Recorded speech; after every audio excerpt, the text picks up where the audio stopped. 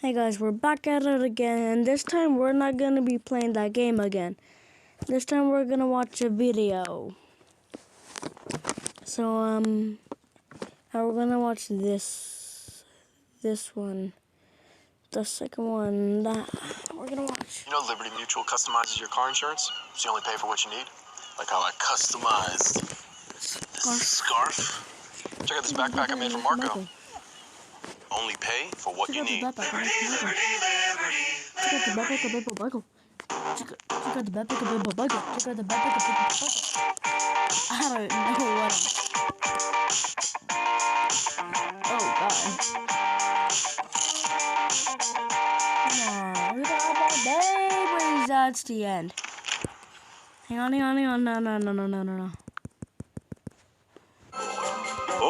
This is the story of a man named Stanley. Okay. So Stanley like worked for a company in game, a big building where he was employee number 427. Employee number 427's job was simple. He sat at his desk in room 427 and he pushed buttons on a keyboard. Orders came to him through a monitor at the desk, telling him what buttons to push, how long to push them, and in what order. This is what employee 427 did every day of every month of every year. And although others might have considered it soul-bending, Stanley relished every moment that the orders came in, as though he had been made exactly for this job. And Stanley was happy. And then one day, something very peculiar happened. Something that would forever change Stanley. Something he would never quite forget. He had been at his desk for nearly an hour when he realized that not one single order had arrived on the monitor for him to follow. Instructions, call a meeting, or even say hi. Never in all his years at the company had this happened, this complete isolation. Something was very clearly wrong. Shocked, frozen solid, Stanley found himself unable to move for the longest time. But as he came to his wits and regained his senses, he got up from his desk and stepped out of his office.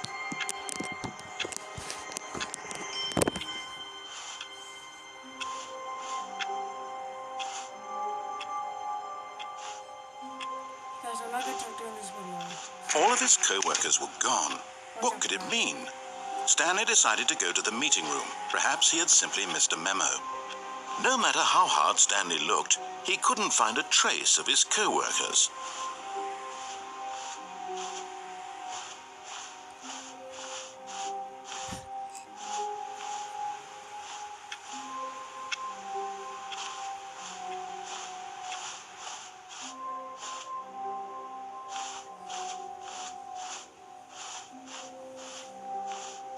When Stanley came to a set of 2 open doors, he entered the door on his left.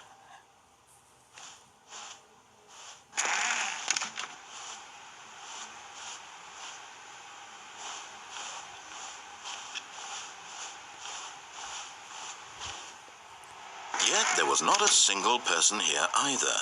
Feeling a wave of disbelief, Stanley decided to go up to his boss's office, hoping he might find an answer there.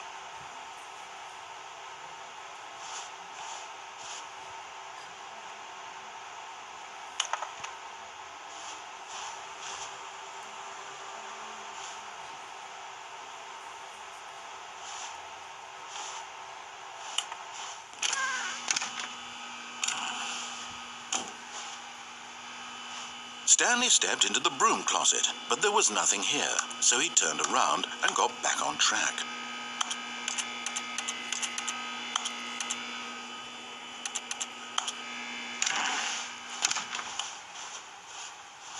Coming to a staircase, Stanley walked upstairs to his boss's office.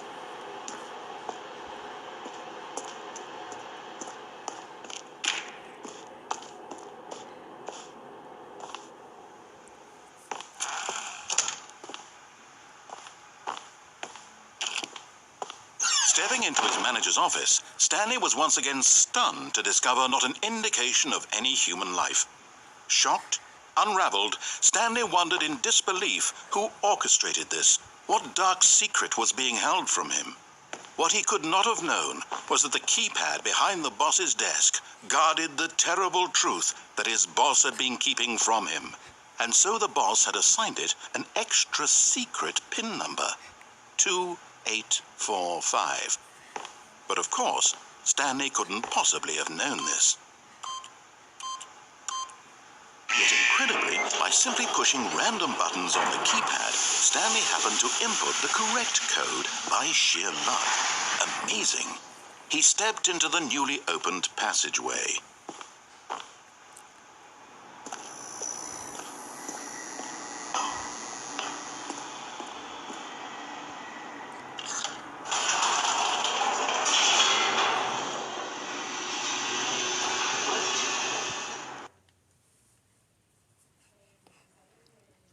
Descending deeper into the building, Stanley realized he felt a bit peculiar.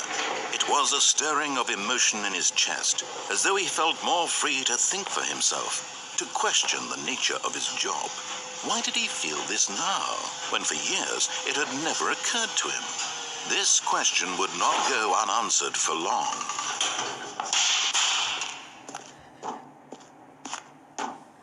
Stanley walked straight ahead through the large door that read Mind Control Facility.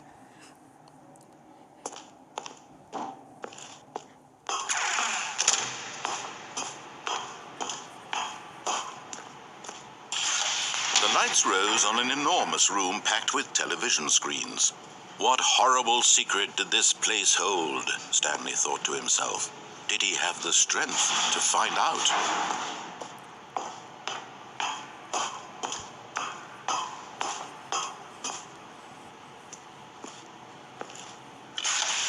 Now the monitors jumped to life, their true nature revealed. Each bore the number of an employee in the building, Stanley's co-workers. The lives of so many individuals reduced to images on a screen, and Stanley, one of them, eternally monitored in this place where freedom meant nothing.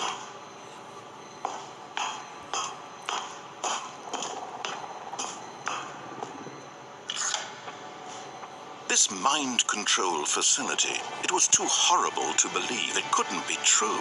Had Stanley really been under someone's control all this time? Was this the only reason he was happy with his boring job? That his emotions had been manipulated to accept it blindly? No, he refused to believe it. He couldn't accept it. His own life in someone else's control? Never. It was unthinkable. Wasn't it? Was it even possible? Had he truly spent his entire life utterly blind to the world? But here was the proof. The heart of the operation. Controls labeled with emotions. Happy or sad or content. Walking, eating, working. All of it monitored and commanded from this very place. And as the cold reality of his past began to sink in, Stanley decided that this machinery would never again exert its terrible power over another human life. For he would dismantle the controls once and for all.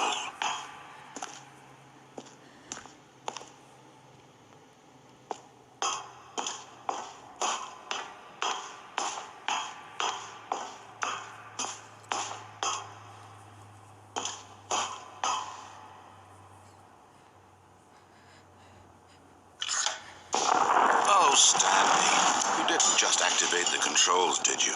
After they kept you enslaved all these years, you go and you try to take control of the machine for yourself. Is that what you wanted? Control?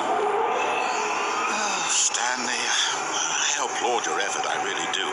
But you need to understand, there's only so much that machine can do.